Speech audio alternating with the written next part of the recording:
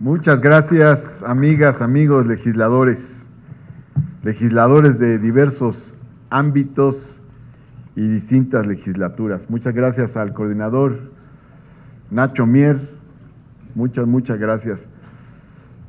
Pensé que era importante presentar este libro aquí precisamente en San Lázaro, que es pues la sede de la Cámara de Diputados, el lugar donde está la máxima tribuna de la nación y además el espacio de la efervescencia político-legislativa reformadora de este momento. Gracias.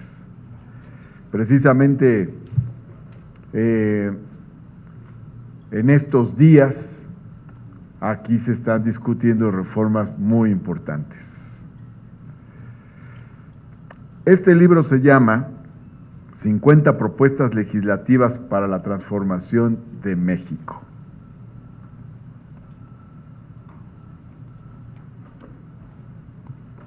Para la foto.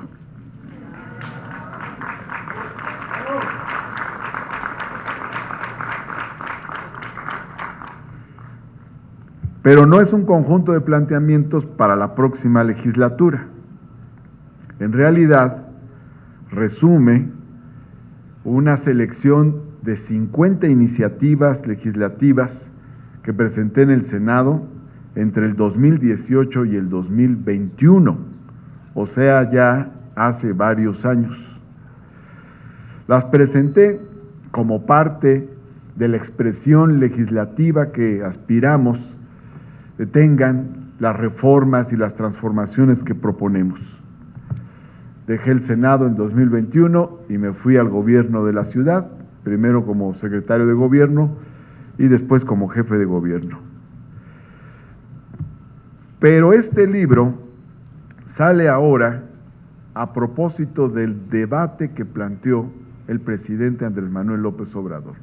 Y lo digo aquí, porque aunque estas iniciativas se presentaron hace 3 años, o hace 4, o hace 5, o hace 6, la presentación de las iniciativas de reforma constitucional del presidente reviven una serie de temas que entonces planteamos. Algunas de estas iniciativas fueron aprobadas o incorporadas a dictámenes aprobatorios y otras siguen discutiéndose, y ahí será interesante analizar unas, y claro que le agradeceré al diputado Nacho Mier y a los compañeros y compañeras que puedan hacerlas suyas. Todas son puntos de referencia para informar logros, para continuar debates o para insistir en transformaciones que están pendientes. Como lo digo en el prólogo del libro, la presentación de las 20 iniciativas de reforma constitucional del presidente Andrés Manuel López Obrador me animó a reunir esta recopilación. No son todas las iniciativas que presenté, pero considero que aquí están reunidas muchas de las que se conectan con el debate actual. Entre las iniciativas que presenté y fueron aprobadas por el Congreso de la Unión, comento las siguientes que están aquí. Una de ellas, junto con la senadora Susana Harp, para el reconocimiento del pueblo y comunidades, de pueblos y comunidades afromexicanas. En ese momento era como algo nuevo, aislado, pero como vemos en una de las iniciativas del presidente López Obrador, está planteado el tema. Tenemos una tercera raíz y está invisibilizada. Héroes como Morelos, Vicente Guerrero, Juan Álvarez y muchos más eran afrodescendientes. Y hay historiadores que dicen hoy en día que a estas tierras llegaron más africanos que españoles. Sin embargo, nosotros hemos vivido del mito de que somos mitad españoles y mitad indígenas. y en realidad tenemos tres raíces. Para empezar indígenas, para continuar africanos y para terminar españoles. Bueno, que yo es lo que digo, ¿no? Pues si hay alguna duda de dónde se explica este pelo hirsuto o ensortijado. Luego viene, bueno, esta iniciativa fue aprobada, ahora viene el tema nuevamente, pero es un antecedente importante.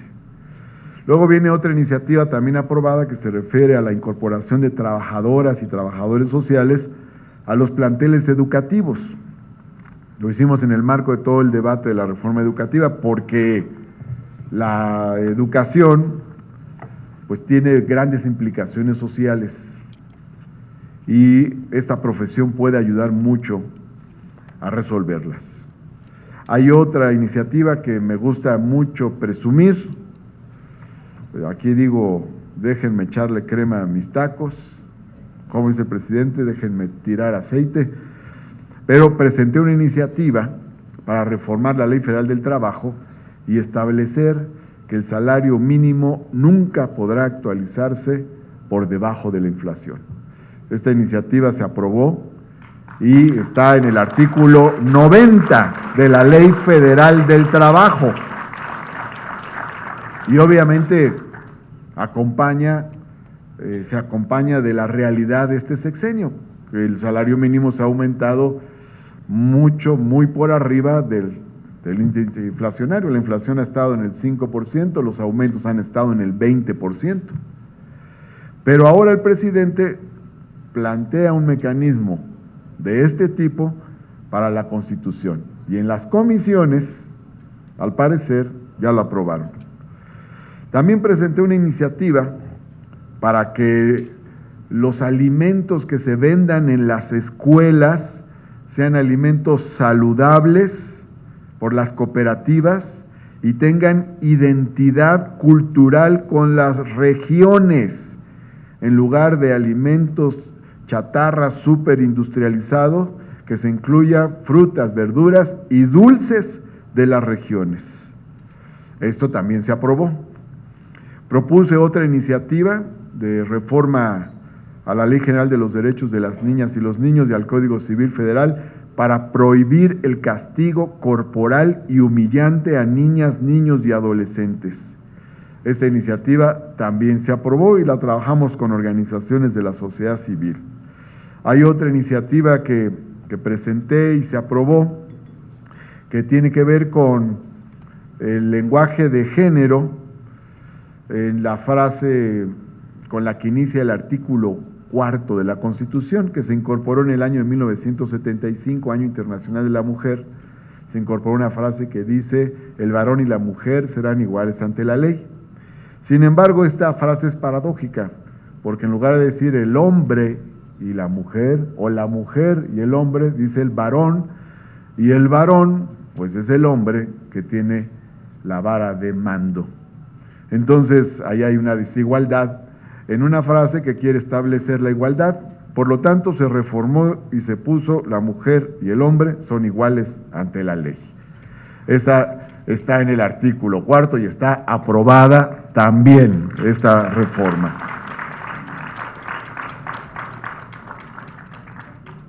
Hay otras iniciativas que se incorporaron a dictámenes aprobatorios junto con otras parecidas. Por ejemplo, una de ellas es la Ley General de Mecanismos Alternativos de Solución de Controversias, la llamada justicia alternativa, la mediación.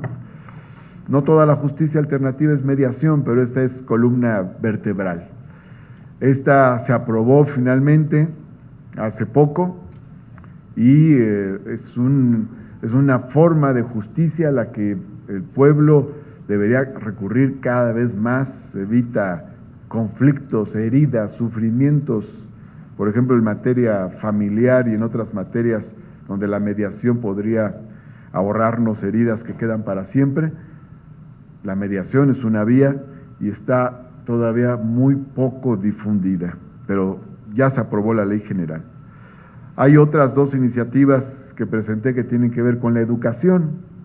Una, que obviamente vendría en todo el debate posterior, para desvincular la contratación y promoción de los maestros con la evaluación, que era la famosa evaluación punitiva de la reforma de Peña Nieto.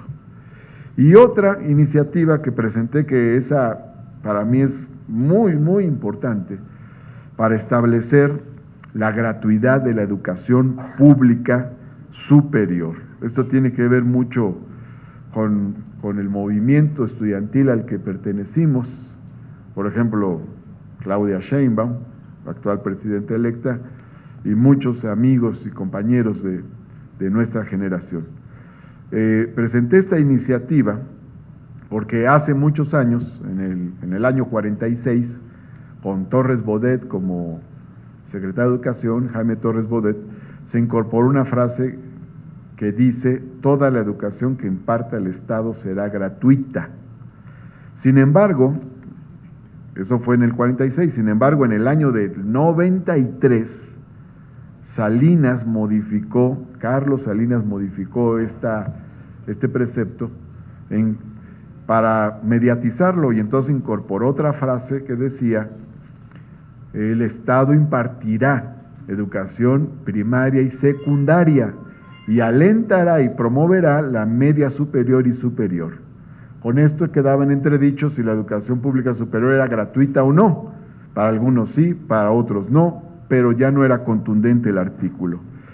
Ahora, en la reforma educativa que planteó el presidente Andrés Manuel López Obrador, además de derogarse la reforma punitiva de Peña Nieto, se establece que toda la educación que imparta el Estado desde nivel inicial hasta el nivel superior será gratuita, universal, laica.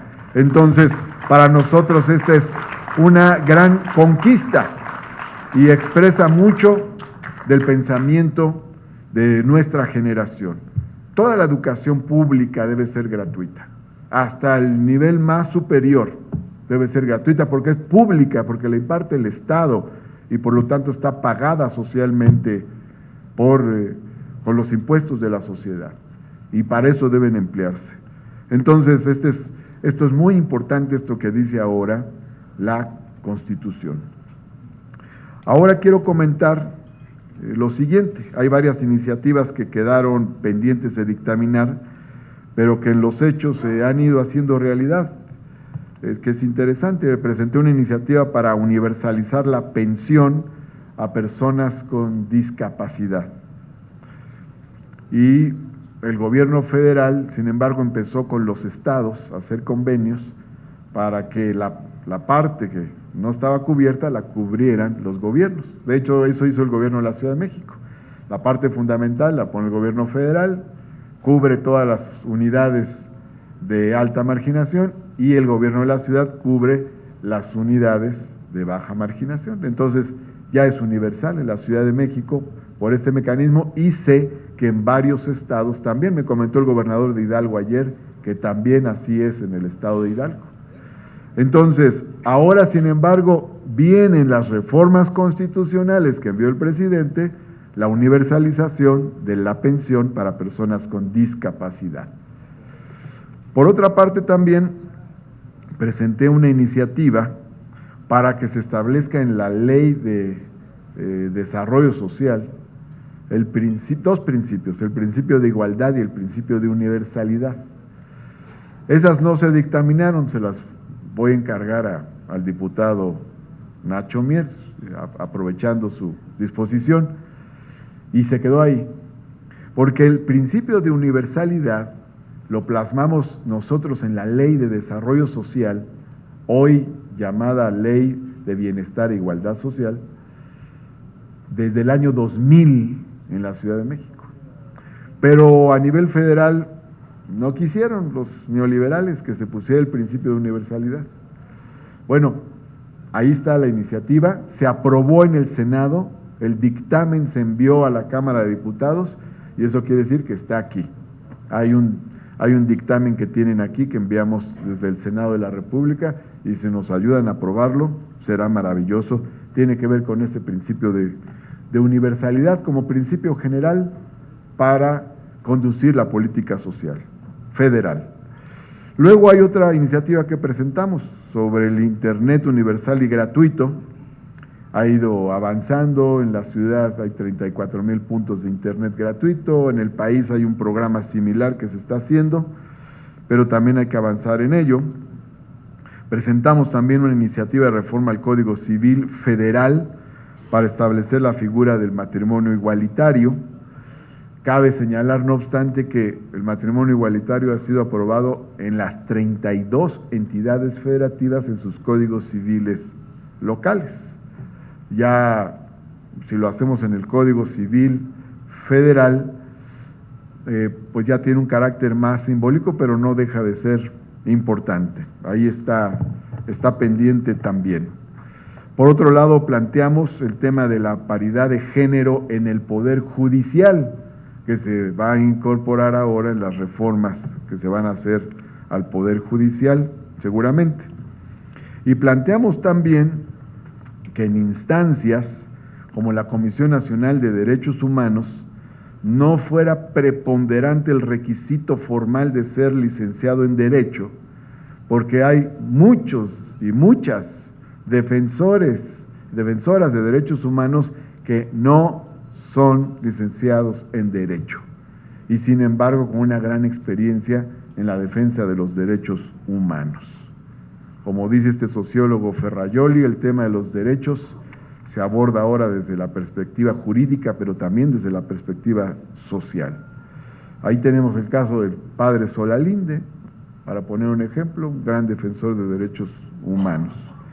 También propusimos una reforma para establecer el Parlamento abierto en la ley orgánica del Congreso de la Unión, una reforma para establecer las sesiones virtuales cuando estábamos con el tema del COVID, pero ya ahora no hay COVID como pandemia, es decir, sin embargo se usa ya mucho esta herramienta y nos ahorra mucho tiempo y puede elevar mucho la productividad.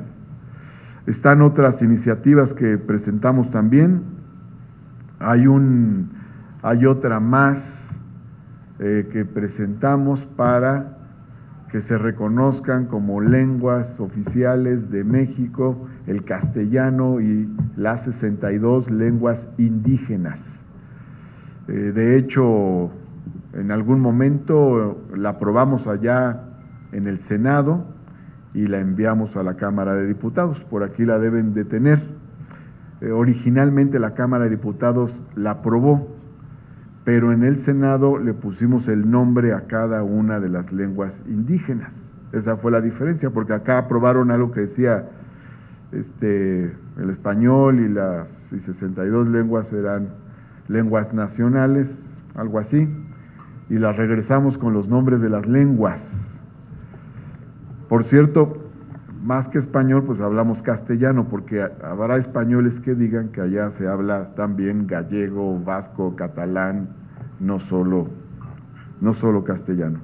Luego, también planteamos otra iniciativa para establecer el derecho al tiempo libre, otra iniciativa para establecer los derechos de los consumidores, otra iniciativa para establecer mecanismos de justiciabilidad de los derechos sociales, que algunos dicen no son verdaderos derechos porque no los puedes llevar ante los jueces. Planteamos otra iniciativa para sancionar los actos de usura.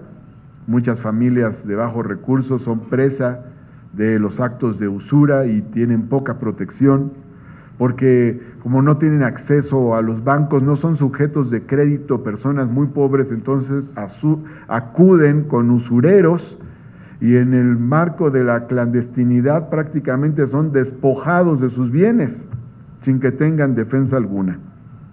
También está pendiente. Luego hay otra iniciativa que presentamos para que la Ciudad de México, que ahora es reconocida como entidad autónoma, pueda ser reconocida como entidad soberana. Es una de las pactantes de la Federación, por cierto, de acuerdo con la Constitución Federal, y también, por otro lado, forma parte del constituyente permanente. Luego también estamos proponiendo que en el Congreso Federal pueda haber otro periodo de sesiones. Tenemos en la Constitución del 17 había un solo periodo, del 1 de septiembre a diciembre. Como 70 años después se agregó el segundo periodo, el del 15 de marzo al 30 de abril. Poco después se amplió del 1 de febrero al 30 de abril, pero en mayo, junio, julio, agosto, 4 meses, podría haber otro periodo intermedio de 2 meses. Eso permitiría que se aproveche más el tiempo para hacer transformaciones, para hacer reformas, sobre todo en una etapa como esta. Luego, planteamos otras iniciativas también que se quedaron sin dictaminar. Una es incorporar el concepto estado de bienestar a la Constitución. El Estado tiene varias dimensiones, tiene una dimensión política, tiene una dimensión económica, pero la dimensión social puede abordarse de una manera más avanzada, por lo tanto consideramos debe incorporarse este concepto claramente. También otra de las iniciativas que planteamos en su momento fue la prohibición de la privatización del agua, y en las iniciativas del presidente, y creo que ya se aprobó en comisiones, viene la prohibición de la privatización del agua, lo cual nos da mucho gusto. También planteamos otra iniciativa que se refiere a un tema emblemático, esta con la senadora Antares Vázquez, una iniciativa para prohibir el fracking o la extracción de petróleo por el método de la fractura hidráulica. Vienen las iniciativas del presidente y ya se aprobó. También esta es muy importante porque tiene una alta trascendencia de sustentabilidad. Un tema más que planteamos fue una iniciativa que presenté para agregar la extorsión como delito grave en el artículo 19, y también vienen las iniciativas del presidente y parece que también ya se aprobó esta iniciativa, lo cual me da mucho gusto. Hay otras iniciativas que forman parte de un debate más antiguo. Una de ellas, no soy el único que lo ha planteado, pero es para reducir el financiamiento de los partidos políticos en un 50%. Pero presenté otra iniciativa que es para reducir las prerrogativas locales en un 50%.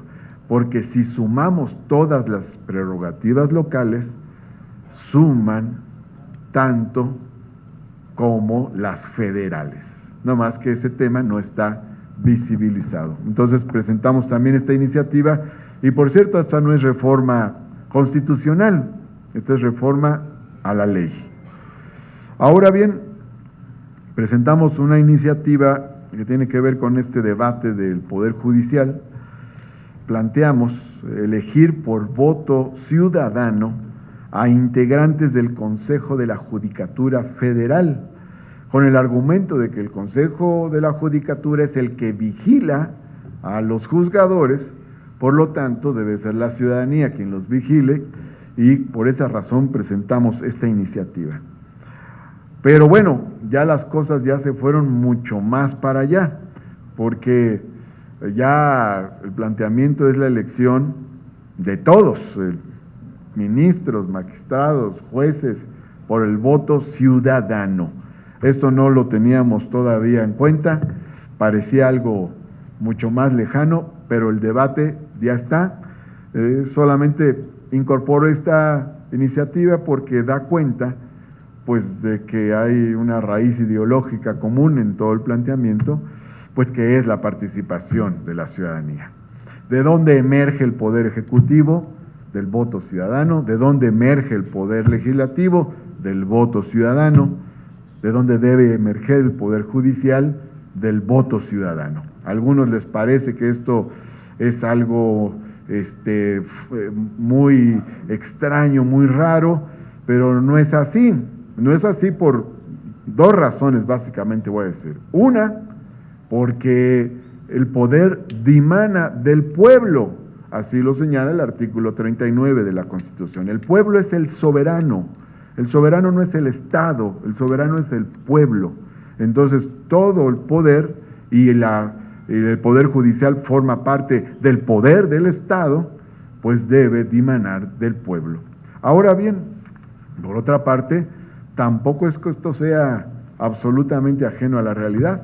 Los constituyentes de 1857 decidieron que los integrantes de la Suprema Corte de Justicia de la Nación fueran elegidos por el voto ciudadano. Y eligieron en aquel entonces, entre otros, por el voto ciudadano a Sebastián Lerdo de Tejada, a Vicente Rivapalacio, a Ignacio Ramírez el Nigromante, a José María Iglesias, a Ignacio L. Vallarta. Todos ellos fueron elegidos por voto ciudadano. Eso quiere decir que la ciudadanía eligió a los mejores juristas de aquella época para integrar la Suprema Corte.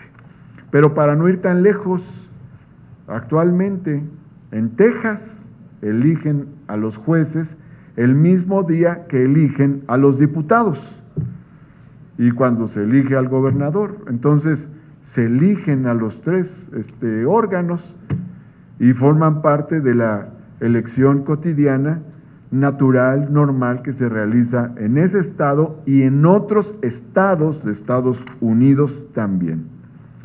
Ahora, presenté también una iniciativa para facilitar la consulta popular. Es muy difícil ahora que haya consulta popular, son muchos pasos los que hay que realizar y, por cierto, uno de ellos es que la Corte decida si el tema es constitucional o no, y si decide que no, pues entonces pues no hay consulta. Entonces estamos planteando que ese requisito se quite y se facilite la consulta, pero en las iniciativas del presidente ya vienen varios mecanismos también para facilitar la consulta, porque actualmente solo puede haber una consulta, solo puede ser en las elecciones federales, solo puede ser sobre ciertos temas y solo si la Corte está de acuerdo. Entonces, para lograr todo ello, pues es casi imposible, no puede haber consultas. Planteamos también dos iniciativas que tienen que ver con el debate de la composición de los órganos legislativos. Una para eliminar la lista plurinominal del Senado. La lista plurinominal del Senado es algo que está pegado ahí, porque el Senado es la representación de las entidades federativas y ahí no importan las proporciones ni poblacionales y importan las proporciones políticas en términos también de preponderancia. Entonces resulta que, por ejemplo, un estado como Colima, que tiene 2 distritos electorales, elige el mismo número de senadores que un estado como el Estado de México, que tiene 15 millones de habitantes. ¿Qué es lo que importa ahí? La representación de las entidades federativas. ¿Qué tiene que hacer una lista plurinominal? Entonces planteamos quitarla. Al quitarla, además, el Senado pasaría de 128 senadores a 96 y así tendría un tamaño más, sensato, porque actualmente es el Senado más numeroso de toda América. Estados Unidos tiene 100 senadores, Canadá y Brasil tienen casi 100 senadores, Argentina tiene como 60 senadores, Chile tiene como 40 senadores, Bolivia tiene como 30 senadores y nosotros tenemos 128. Claro que la reforma no es simplemente reducir el número, lo cual también es importante, sino también ponderar la representación de las entidades federativas. Y en el caso de la Cámara de Diputados planteamos eliminar la lista de representación proporcional, pero dejamos, al menos en la iniciativa que yo presenté, una representación proporcional basada en el sistema de la prelación, muy parecida al sistema del Estado de México, o sea, que de cada partido, el que tiene mejor votación en su distrito, ese quede como parte de la representación proporcional que le toque a ese partido, obligando a que todo mundo vaya al distrito, al territorio, a ganarse su lugar.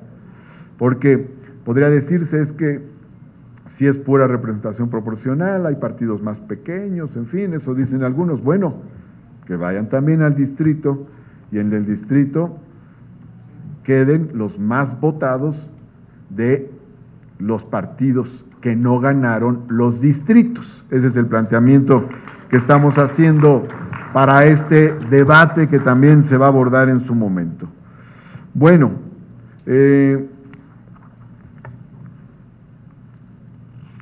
estos son, digamos, temas que vienen en el libro. Tenía yo muchas ganas de venir aquí porque aquí es una de las cámaras, y no descarto ir a la Cámara de Senadores, pero aquí es una de las cámaras del Congreso de la Unión. Y no descarto ir tampoco a congresos locales, a la presentación. Y son temas de actualidad. Y aquí se está debatiendo la reforma. Al Senado, dije, no descarto ir al Senado, no descarto ir a congresos locales. Pero aquí además, en estos días, están aprobando cosas muy importantes en las comisiones, lo cual es sumamente interesante, porque generalmente pasan las elecciones y parece que ahí acabó todo. Pasan las elecciones, acabó el gobierno, ya los gobernantes empiezan a guardar sus folders, sus cosas, y los legisladores pues ya se van a descansar. Pero resulta que aquí, con la cuarta transformación, pasaron las elecciones y estamos trabajando tanto como si no hubieran pasado, es más, como si estuviéramos al principio de la legislatura, lo cual me da mucho gusto. Yo de paso felicito a los legisladores federales que han estado muy atentos. Yo mismo, a nivel local, he enviado un conjunto de iniciativas al Congreso de la Ciudad de México. El Congreso de la Ciudad de México tiene un mes más en su segundo periodo, porque ellos van de febrero hasta mayo, febrero, marzo, abril, mayo. Su segundo periodo dura 4 meses, pero ya hicieron como 3 extraordinarios, pasando las elecciones, y aprobaron en esos extraordinarios incorporar el derecho de las unidades habitacionales a recibir recursos públicos, incorporar los comedores comunitarios a la Constitución, la ley del derecho al bienestar y a la igualdad social, la ley de medio ambiente que prohíbe la privatización del agua en la Ciudad de México, bueno, entre otros ordenamientos relevantes para las transformaciones. Y en estos días, en comisiones, acaban de aprobar los compañeros y compañeras una reforma que establece en materia de justicia que las personas juzgadoras tendrán que incorporar los principios de justicia social, justicia redistributiva, justicia restaurativa, igualdad sustantiva al momento en que tomen una decisión, colocando los fines de la justicia por encima de las formalidades no esenciales del procedimiento. Esta es muy relevante porque a veces, ya saben ustedes que liberaron a tal personaje que es considerado un peligroso generador de violencia. Ah, no, pues porque por el procedimiento, porque no sé, por la hora, porque etcétera. Entonces, ese es un tema que acaban de aprobar en comisiones. Acaban de aprobar en comisiones también otra reforma para incorporar el programa de mejoramiento barrial como un derecho, y acaban de aprobar en comisiones un tema que nos interesa mucho, que es de carácter social, y es ponerle límite al aumento de las rentas, del costo de las rentas de vivienda en la Ciudad de México. ¿Por qué? Porque la inflación es 5% anual, pero el actual Código Civil permite aumentos del 10% anual. Entonces quiere decir que cada año el aumento a las rentas duplica la inflación. Entonces se ha abierto una brecha que está llevando a que los más pobres destinen el 50% de sus ingresos a pagar la renta, lo cual comprime todo el gasto en educación, cultura, salud, etcétera, que requieren las familias. Por eso es muy relevante y yo le agradezco mucho al Congreso. El Congreso aprobó, bueno, las comisiones aprobaron junto con esta medida que se impulse un programa de construcción de vivienda en renta, como se aprobó también ahora, porque viene la iniciativa del presidente de la República para hacerlo a nivel federal. Construcción masiva de vivienda en renta a bajo costo. Para que esta sea toda una línea estratégica, pues va a ser a nivel nacional, también en la Ciudad de México. Entonces, yo la verdad estoy muy contento con el Congreso de la Ciudad de México. Aquí aprovecho porque hay varios legisladores y legisladoras del Congreso de la Ciudad para agradecerles su trabajo. Apenas ayer estaban trabajando, aprobando dictámenes para la transformación. Y a mí me da mucho gusto que estemos terminando este sexenio transformando, que ese es nuestro deber, hasta el último día. Es más, no descartamos enviar más iniciativas al Congreso de la Ciudad. De una vez les aviso, porque miren, o sea, se está planteando crear la Secretaría del Agua en la Ciudad de México y eso implica una reforma constitucional a nivel local. Entonces, es muy probable que enviemos esa iniciativa de reforma a la Constitución. Y hay otra iniciativa que me pidieron los medallistas paralímpicos, porque el otro día estuve con el presidente en el abanderamiento de la Delegación Paralímpica de México y me pidieron que los medallistas paralímpicos tengan un apoyo del gobierno de la ciudad, los que son de la ciudad. Entonces vamos a enviar esa iniciativa también al Congreso local, nos hacemos eco de lo que nos pidieron, de lo que nos pide la gente. Bueno, estamos en una etapa de debates muy importantes. Por cierto, está todo el debate de la representación. Este es un debate muy interesante. El artículo 54 de la Constitución de los Estados Unidos mexicanos establece dos principios de representación: la representación proporcional y la representación uninominal. La Constitución no dice que solo hay representación proporcional. De hecho, prevé que la representación uninominal puede cambiar la dimensión con la que se representan los partidos políticos en la Cámara. Porque si un partido político gana muchos distritos, pues evidentemente que va a tener pues una representación mayor que su representación proporcional. Entonces, en el momento en que se asignen las diputaciones, pues evidentemente que los órganos electorales toman en cuenta esto como lo han tomado desde que existen estas figuras.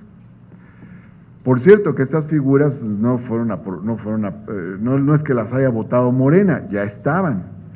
Está planteado así el esquema de representación por ambas vías desde hace muchos años y la última versión es de 1996, aprobada por el PRI, por el PAN. Así lo aprobaron ellos.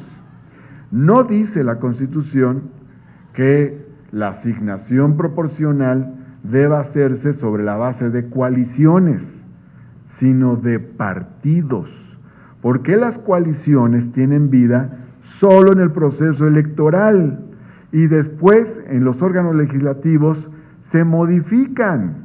Bueno, en la pasada legislatura llegó el Partido Verde, que venía con otra coalición, no con Morena, y en la legislatura hizo alianza con Morena. Entonces, pensar que una coalición es como un solo partido, pues es desconocer el comportamiento que las fuerzas políticas tienen a lo largo de las legislaturas, donde pues hay cambios en sus orientaciones. Además, pues la Constitución señala claramente que al momento en que se hacen las asignaciones por representación uninominal y por representación proporcional, se hacen por partido político. De tal forma que lo que ha planteado recientemente la oposición y la Marea Rosa de que no se asigne la representación que le corresponde a los partidos que fueron ahora en esta alianza de Seguimos Haciendo Historia, plantearlo así, pues es simplemente faltar a la ley. Pero quiero plantear una cosa además aquí adicional, paradójica e interesante. Y hasta cierto punto, pues, bueno, interesante. Resulta que cuando el presidente planteó el plan A, porque acuérdense que hubo plan A, plan B y plan C, cuando planteó el plan A, envió otras iniciativas. Y en las iniciativas del plan A estaba ciertos cambios en el INE, había otros cambios como reducir el financiamiento de los partidos, había otros cambios propuestos como reducir el número de integrantes de las cámaras, y uno de los planteamientos que venía en el plan A era quitar la fórmula que actualmente tiene el artículo 54 para establecer la representación proporcional pura. ¿Qué decía la iniciativa del presidente en aquel entonces, rechazada por el PRI y el PAN? Decía que habría listas en cada estado y en cada estado, por representación proporcional pura, se asignarían los diputados o diputadas que corresponderían a cada partido. Ya no estaba el famoso 8% adicional. Es más, no había distritos, solo había ese planteamiento de listas por estados. Pero en su ceguera, la oposición dijo no a todo. Y entonces, como digo, decían, ¿no? El INE no se toca, y bueno, pues no se tocó el INE, pero tampoco se tocó el 8% del que ahora se están quejando tanto. Si hubieran aprobado las iniciativas del presidente López Obrador del plan A, hoy la representación sería proporcional directa, proporcional pura. Pero no lo hicieron y ahora pues tendrá que hacerse de acuerdo